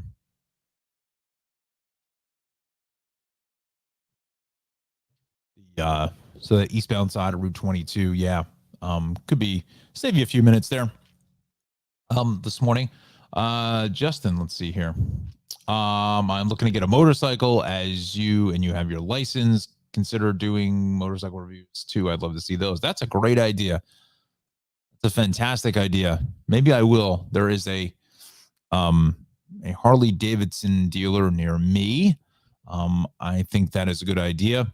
I need to what I need to do is I need to make some business cards and so forth that have some of my information and whatnot. I just feel a little weird walking in and just some average Joe just walking in and saying, "Can I do a review of your motorcycles?" But I need to come up with a logo and stuff. And I don't know if any of you here in the chat room know of anybody who does some guidance on logos and things like that. And unfortunately, there is no budget for it. So, but if anybody has any experience that can lead me down the right path, maybe there's a program or something that I can use to get some ideas as far as a logo is concerned. That will be helpful. Please leave that in the comments and I will get back to you.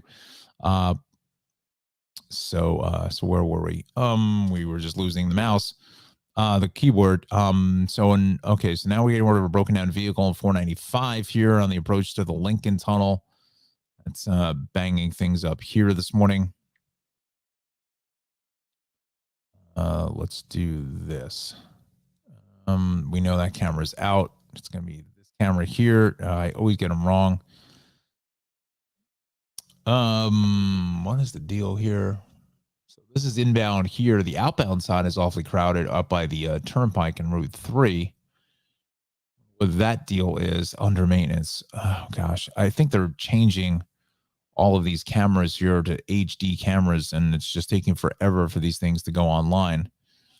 So I think that is what we are dealing with. So that eastbound 78 situation there in Clinton is a bit backed up. Broken down vehicle looks like it just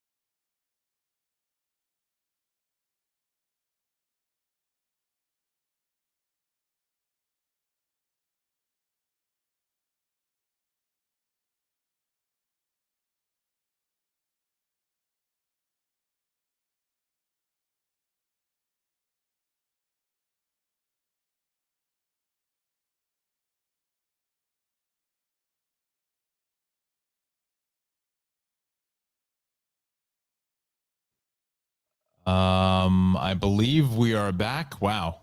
Talk about gremlins. Maybe the squirrel cut the power. I don't know. The entire computer just literally just restarted. So I apologize for that. Good morning, everybody. Let me know in the comments if you can hear and actually see me here on YouTube and Facebook. Just give me a thumbs up or something. This has never happened before. I don't know. I lost everything. Lost the mouse, lost the keyboard, and then the whole computer just completely restarted, shut me down, took me right off the air. So I don't know if this is telling me that the computer is saying this is about almost all I got and we are finished. I wish Apple would have released that M2 Mac Mini because that's what I need. That's what I want. Don't want a Windows computer, but we may be forced into doing that. Just the tower of the computer just takes up so much room. That is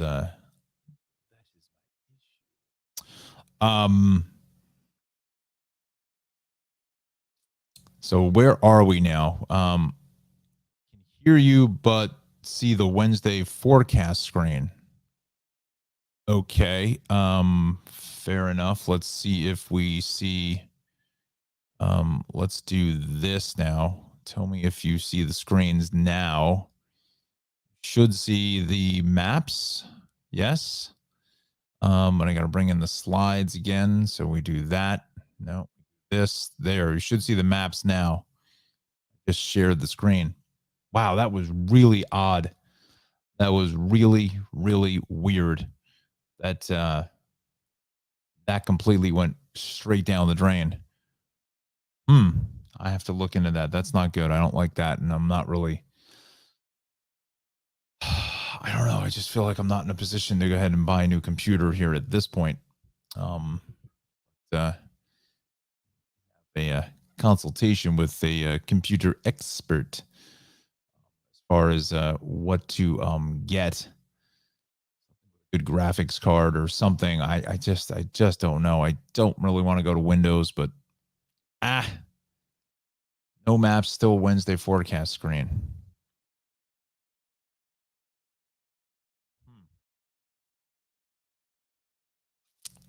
What could that be? Because it didn't look like the live stream was interrupted at all. Like it just, I'm assuming it just went to black and continued on, correct? What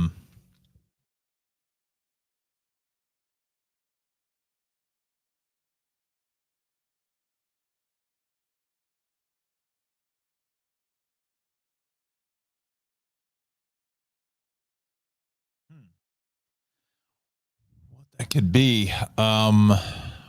Well, if everybody can hear me, at least we can do that. Unfortunately, you're not seeing the maps.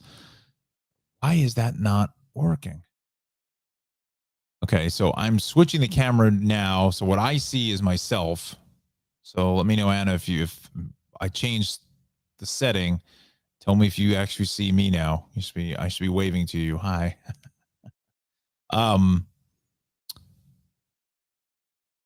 me know if you are seeing me. Just don't know what else to do if that's not the case.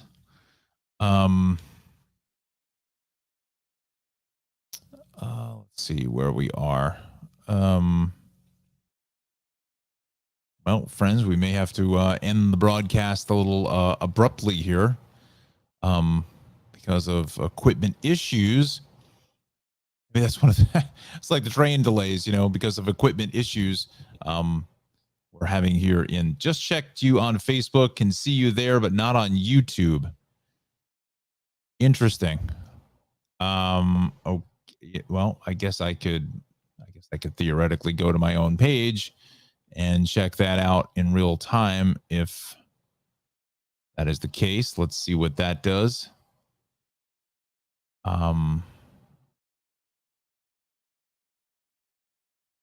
Traffic show. I don't want to give myself feedback here. Hello.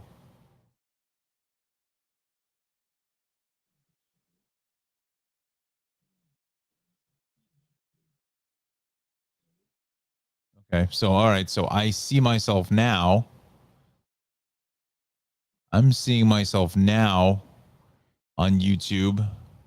So maybe try that again, Anna. Try to refresh because I just saw myself in real time. I can't check Facebook, um, but you know what? Maybe we will end it here.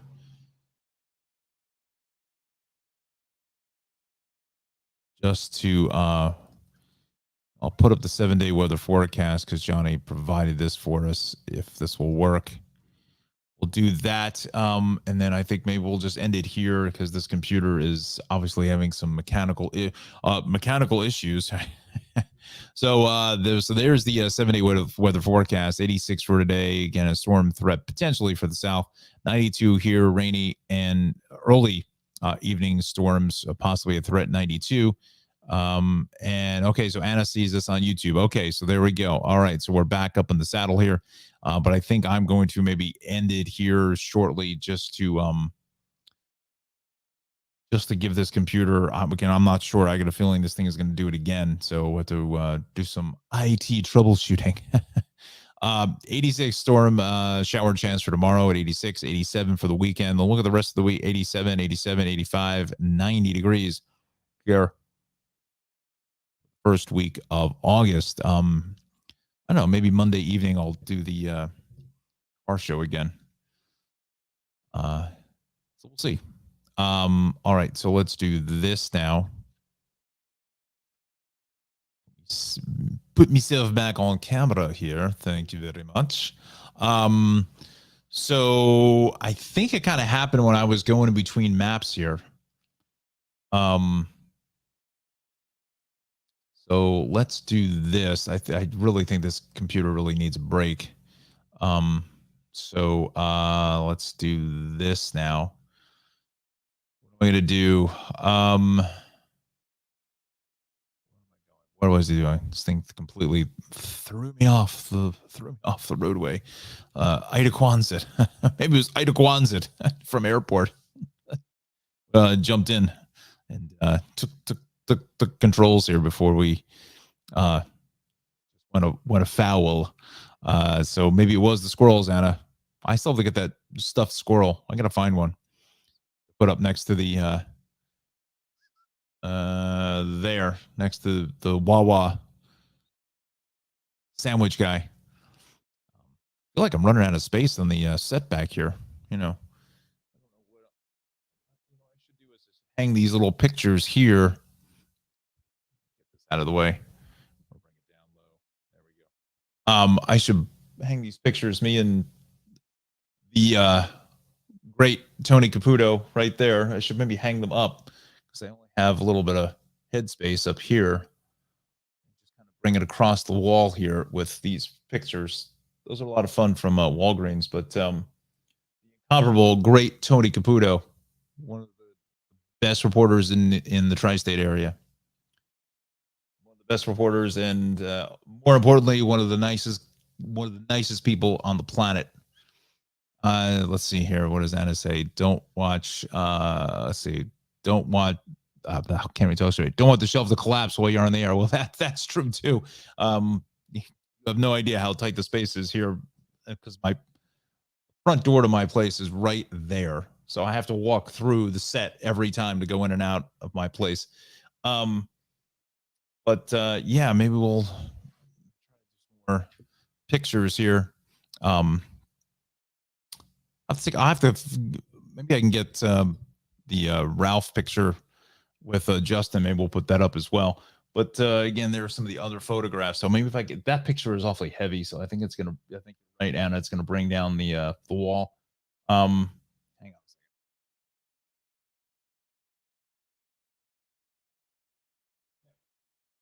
I think I bumped into that. It's me and the G-Man, one of the best ever.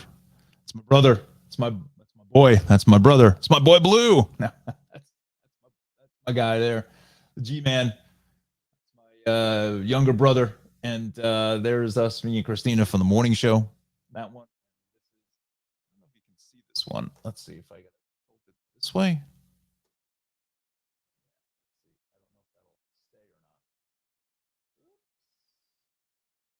fall. But that is also one of my best friends, Rick Holmes. Another one of my best friends, Annalisa Klebers, two of the greatest people on the planet as well. Annalisa is just amazing. Uh, Hopefully, maybe, I don't know, maybe we can get her on the air at some time too. She's just an amazing individual. Haven't spoken to her in quite some time, so hopefully she is doing well. But yeah, so I think we're going to wrap it up here as he's doing the quick impromptu tour of the set. Wish I had a little more space to. Again, I got to sit in the middle here, which is fine, but I have more space to put the set back a little bit further because again, I only just have this real estate, as you can see, as Anna. But yeah, not a whole lot of space left on the set. So let's see here. Let's see. I can't read it. Looking at SUVs, I'm looking at the Hyundai Tucson, Hyundai Santa Fe, but also open to other similar vehicles. Okay, so those are good choices, Alexandra. You also may want to look at the Kia counterparts. That would be the Sorento is one of them, and the Sportage is the other. The Sportage is more akin to the Tucson, and the what did I just say? Sportage, yeah. Whereas in Canada they call it the Sportage. The Sportage is more the Tucson, and the Sorento is more the Santa Fe.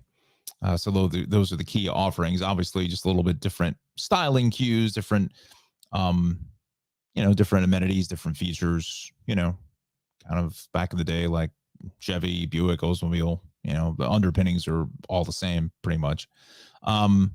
Tucson is a nice vehicle. There was actually one here in my parking lot from time to time.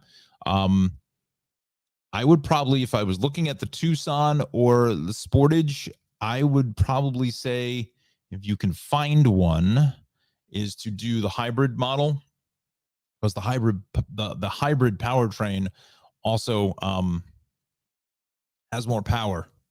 So the hybrid powertrain with the electric motors gives a little bit of that instant torque right off the line, and has a little bit more power than the standard gas engine, and you'll get 30% better fuel economy. I think the Tucson and the Sportage hybrid are, dare I say, hovering, averaging, or probably around 35 mpg mark, somewhere in that neighborhood. But definitely good choices. I don't think you'll go wrong with either one of those. I think it's just finding one is really what it comes down to. But I would say in both cases, I would look at the hybrid version first, obviously with gas prices being $4.30, $4.40 a gallon. I think we're in the foreseeable future with, gas prices at least over $3.50 a gallon for a while. But hey, if you can save a little bit of money and it gives a little bit more power, it's a good option. There also is a plug-in Tucson hybrid. It's like my Cadillac, where it gets I don't know what the mile, maybe it's 30, maybe it's like 30 miles like mine on a charge, and then the engine kicks in. So that could be an option if you have able to charge. And speaking of charging, again, getting back to the EV situation, especially here in New Jersey, they've had this Charge Up New Jersey program for a while, and they are going to be offering some rebates on all electric vehicles, and some plug-in hybrids as well. Substantial, up to like $4,000, and then $2,000 from a certain price point. I think it's like 48,000 and up, or 45 up, and then from 45 down, it's a bigger discount than the higher number. They're also going to give you some money, some rebates for the charging station, which I need to get in touch with them because I installed one, 2 years ago for the Cadillac, and I haven't received my money. I need to submit the paperwork, actually, but the fund, I think, went dry. But this just went hot just yesterday. I think the governor had an announcement. So I'm going to reach out to them actually after we finish the broadcast and see if I can get in touch with them. Maybe we can get somebody on the air here for a brief interview with Charge Up New Jersey and kind of can explain the program to everybody and, put that on the channel as well. Let's see. Alexandra, I love Cadillacs, but gas and insurance is so expensive. I agree with you on that, my friend. Fortunately, Cadillac does not have a hybrid model because they are eventually going all electric. So they're just going to bypass the hybrid models altogether. And to be fair, the XT4, XT5 are in dire need of a refresh, which is coming for 23 for the 4. I don't know about the 5, but the 4 is the smaller one. That the inside of the dashboard and everything is so outdated. It needs to be completely overdone. Refreshed is the model of what I'm talking about. Yeah, I love Cadillacs too, as evidence of mine. But yeah, they can be a little expensive as well, where maybe some other offerings, like you mentioned with the Hyundai and the Kia products, maybe offer a little bit more bang for the buck, depending on what you're looking for. Anna says, let's see if I can't read it. Okay. If all other factors are equal, duration of warranty, as well as the proximity, convenience of service centers are important factors too. Absolutely. It's a very, very valid point. Very good point, Anna. Thank you for that. Yeah. You want something fairly close to home in case you need to do warranty work. Hopefully you don't have to, but when warranty is another key factor as well. The Hyundai Motor Group offers powertrain warranties. Is limited though. You got to read the fine print when it comes down to that. Just because they advertise it 10 years, 100,000 miles, you got to read the fine print as far as what that covers and where that goes. But they offer a very nice warranty. Most of the Ford just General Motor products, 3 years, 36,000.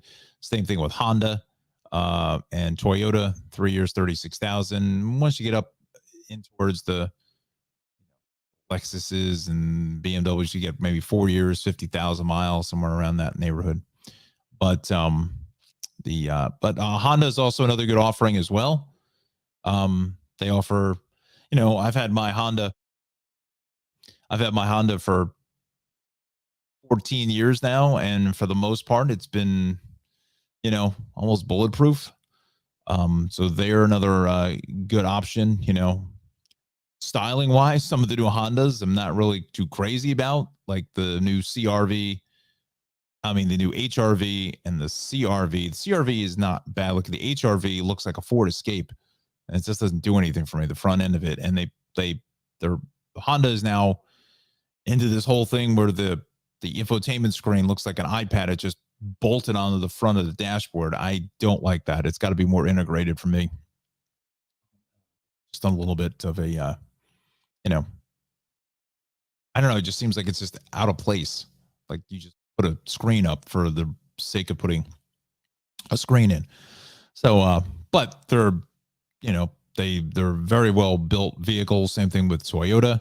Another SUV, Alexandra, to look at is the Toyota Venza.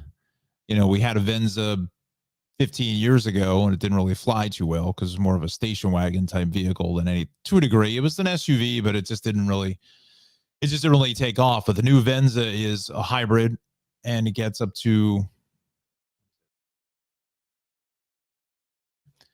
about, I think the average is about 45 miles per gallon. But in top trim, it tops out at about, not gonna lie to you, it probably tops out close to 50 grand.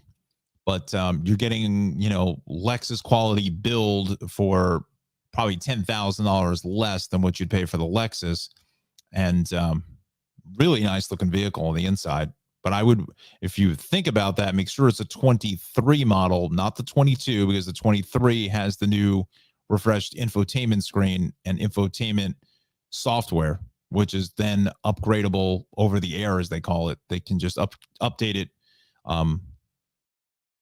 pushing it out to you via the cellular radios that are in the car. So you want to make sure it's a 23 model, not a 22, a 23. The 23 has the updated infotainment system, which is leaps and bounds better than what the previous model was. But it's a fairly substantial, large SUV, good build quality, great gas mileage, nice looking vehicle. Honestly, it almost looks like a Lexus if you didn't realize. It has a Toyota badge in the back of it. So just something to think about there. It's kind of a nice option. Again, RAV4s are all over the place, and RAV4, I don't know, but maybe you do. I don't know. Somebody's buying them because there's a lot of them out there. But yeah, maybe we can do some more, like I said, the car reviews and stuff. I have some contacts at Honda, so maybe we'll try to do some more of that. I think those are kind of, really fun videos and so forth. But so yeah, so all right, so yeah, I think we're gonna wrap it up here. Great conversation, ladies. Any more questions, certainly fire them off. Email me. You both have my email address, tristatetrafficshow@gmail.com. You can go ahead and email us here at the show, and definitely get back to you. I'm still trying to look for the Hawaii information. I'm still unable to figure out where the heck that DVD is that's got that tour. I wanted to take a look at if they're still in business. Anna says, Acura and Jeep have nice midsize SUVs too. That they do. Very, very nice offerings there. The RDX from Acura is a very, very nice vehicle. The only thing I will say, though, is that you've got to try the infotainment screen with the Acura, with the MDX and the RDX, because it's got this. Why they did this, I don't know. Lexus tried it with the trackpad many years ago, and it was a complete failure. Everyone hated it. They couldn't wait till they got rid of it, which they've done. The Lexus NX is a very nice vehicle, and it does away with all of that stupidity with the trackpad, the mouse trackpad, which was like impossible to try to do as you're trying to drive. But the Acura does have it. It's a different form. It's kind of like basically, instead of touching the screen, you touch the trackpad of where you want to go. It takes some getting used to. So what you need to do is you need to go out and test drive the vehicle and try to use it as you're driving, because that's when you're going to be probably using it the most. If you're by yourself, who's going to change the radio station? Where again, you have the stuff on the wheel, but I find it very, very odd. And I just don't know if I like the placement of the infotainment screen for the RDX and the MDX. Everyone to each their own. I just, logistically wise, it's just difficult. Just difficult. I think Acura needs to come up with a better solution. Jeeps, yeah, they're very, very popular vehicles. So there's some nice offerings there. I don't know too much about Jeeps. I've never been into the Jeep space. And they really needed an SUV. So, but they are also nice offerings there. So good call there, Anna. Thank you for that. All right, so we have hit the 2-hour mark now, and we're talking cars, transit, the whole 9 yards here. So we didn't go back to the maps. I apologize for the last 10 minutes or so, just because I'm having trouble with the computer. So I don't want us to lose the broadcast again. So let's say we're going to wrap things up, and we'll regroup tomorrow as I get the my IT group in to take a look at the computer. No, it's just the IT group is me trying to figure out what the hell happened here.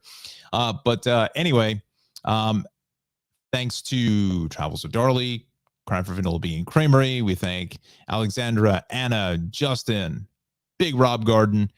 Great to see him in the chat room here this morning. And we thank all of you who are maybe watching on the replays and are watching the car reviews. Again, we're going to do a whole lot more of those car reviews coming soon. And the motorcycle review is a great idea, Justin. I love that idea. I'm going to absolutely look into that to see what we can put together. So with that said, we're going to end the broadcast and have a wonderful Wednesday, everybody, and get out and enjoy. Weather should be fairly decent today. Again, just keep an eye to the sky in case you see some dark clouds or whatever. just be a little weather aware for later on today. But I think it's still an 8 out of 10 day. I don't think you need to cancel any plans heading to the shore or the beaches.